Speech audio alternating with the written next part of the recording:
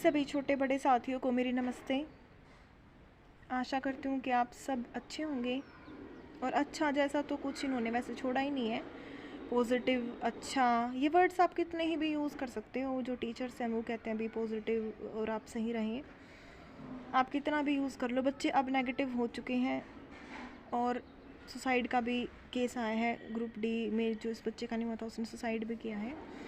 चलो मैं ये नहीं कहती कि आप सुसाइड करो या इतने ज़्यादा नेगेटिव हो जाओ कि जो भी सब कुछ है ठीक है, सारी चीज़ें हैं लाइफ में। बट जो टीचर्स भी कह रहे हैं कि भी पॉजिटिव और पढ़ते रहो, आप ये बताओ कि हम अब हरियाणा पुलिस की आएंगी वैकेंसी, हम पढ़ लेंगे, हम एग्ज़ाम दे देंगे, क्या गारंटी है कि उस पर कोर्ट केस नहीं होगा, वो लीक नहीं होगा, उसके क्वेश्चन रिपीट नहीं होंगे, उस भर्ती को गैंग नहीं आएगा। या तो फिर यही चीज़ आप लोग जो सीएम है, हरियाणा के माननीय मुख्यमंत्री हैं, आप लोग निकाल दीजिए कि हरियाणा में कोई जॉब नहीं है, सारी विड्रॉ कर लो, 56 स्थान सब कुछ विड्रॉ कर लो टीजीटी, और आप कह दो कि हरियाणा में कोई जॉब नहीं है। क्योंकि इस 56 स्थान और इन चीज़ों की वजह से हम ना उधर के रह रहे हैं ना उधर के रह रहे हैं। मैं 56 ग्रुप की कैंडिडेट हूँ। एस्टेट सीटेट मेरा क्लियर है, मैंने बीएड की हुई है। तो अब ना तो हम उस साइड में हैं कि हम DSSS या इस टाइप के कोई एग्ज़ाम अपने दे दें हम लोग, क्योंकि घर वाले यही चाहते हैं कि भाई अगर स्टेट की जॉब हो तो डिस्ट्रिक्ट में आ जाए। कुछ लड़कियों का भी उस करके भी हो जाता है पेरेंट्स को। तो अगर ये, या तो फिर आप विड्रॉ ही कर लो, हम भी बोल देंगे घर वालों को कि इनके पल्ले कुछ है ही नहीं। ना हम उस साइड पे हैं अब और ना हम उस साइड पे हैं, ना पेरेंट्स मान रहे हैं ना सरकार मान रही है।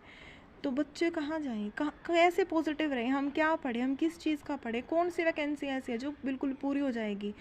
सरकार आके खुद कह देना कि ये वैकेंसी हम बिल्कुल कंप्लीट कर लेंगे, इस पर कोई कोर्ट केस नहीं होगा, फिर उसकी तैयारी हम लोग कर लेते हैं, क्योंकि इनसे ये तो नहीं रहा। और अब तो सरकार का भरोसा नहीं रहा।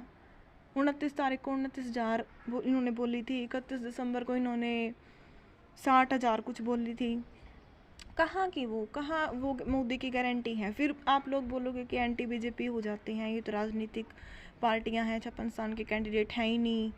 मैं तो सिर्फ 56 की कैंडिडेट हूँ, 57 का मैंने एग्ज़ाम भी नहीं दिया। जो फेक टॉपर्स बोलते हैं ना, मेरे पास एक्स्ट्रा मार्क्स भी नहीं है, मैं जनरल कैटेगरी से हूँ, मैंने प्री भी क्लियर किया है और फिर मेंस में भी रिपीटेशन मैंने सिर्फ ग्रुप 56 का ही दिया है। तो आप लोग देख सकते हो भाई, रिपीटेशन का मुझे तो कोई फ़ायदा नहीं। मेरा तो मैथ्स से स्ट्रॉन्ग पॉइंट है, मैथ्स से रिपीटेड था, रिपीटेशन का मुझे कोई फ़ायदा नहीं हुआ। फिर भी ये है कि हमें कोई ना कोई मिल जाएगी। चलो बहुत बड़ी पोस्ट हमें मिलेगी भी नहीं तो नेक्स्ट सीटी में फिर आगे ट्राई कर लेंगे। छोटे भी नहीं मिली तो चलो नेक्स्ट सीटी हो जाएगा, ये वाला कवर होगा तभी तो नेक्स्ट होगा, तभी तो हरियाणा पुलिस की होगी, तभी तो आगे और ग्रुप के एग्ज़ाम होंगे। इनसे यही इन पे डेट आप नंबर ख़त्म करवा दो 5, कोई नहीं, आधा हरियाणा दुखी हो जाएगा। ना ख़त्म करवाओ कोई नहीं, लेकिन जो डेट पे डेट ले रहे उससे तो हर कोई परेशान है। बच्चे नहीं, बच्चों के पेरेंट्स परेशान हैं। एजी साहब बीमार हो जाते हैं 6 तारीख को, 28 तारीख को कंफ्यूज हो जाते हैं, 19 तारीख को एजी साहब बोलते हैं कि मंत्रिमंडल में चेंज हो गया, हंस के मतलब बोलते हैं, वो जो कोर्ट में थे बच्चे वो बता रहे थे। तो फिर आप सबसे पहले तो एजी साहब आप अपना ही बदलाव कर लीजिए ना, आप रिज़ाइन कर दो। आपसे अगर बुढ़ापे में अब नहीं हो पा रहा, आप एबल ही नहीं हो अगर लड़ने के, तो आप रिज़ाइन कर दीजिए। आप स्वीकार कर लीजिए कि मेरे पल्ले नहीं है, मेरे बस का ये है ही नहीं मैटर, मुझसे बहुत बड़ा मैटर है, मैं इसके एबल नहीं हूँ एजी की पोस्ट के। इस चीज़ को स्वीकार करके आप अपना रिज़ाइन दे दो और नया जो एजी आएगा वो 2 अप्रैल तक, फिर उसको आप बोल दीजिए कि भाई मेरे बस की बात नहीं है, 2 अप्रैल को तू लड़ ले और नेक्स्ट डेट का कोई चक्कर नहीं। नेक्स्ट डेट यार पागल कर दिए, नेक्स्ट डेट ले लेके।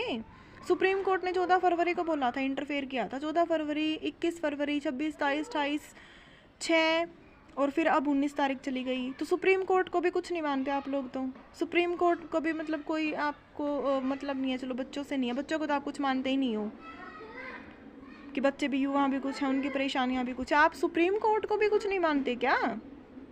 सुप्रीम कोर्ट का इंटरफेयर आपके लिए कुछ भी नहीं है,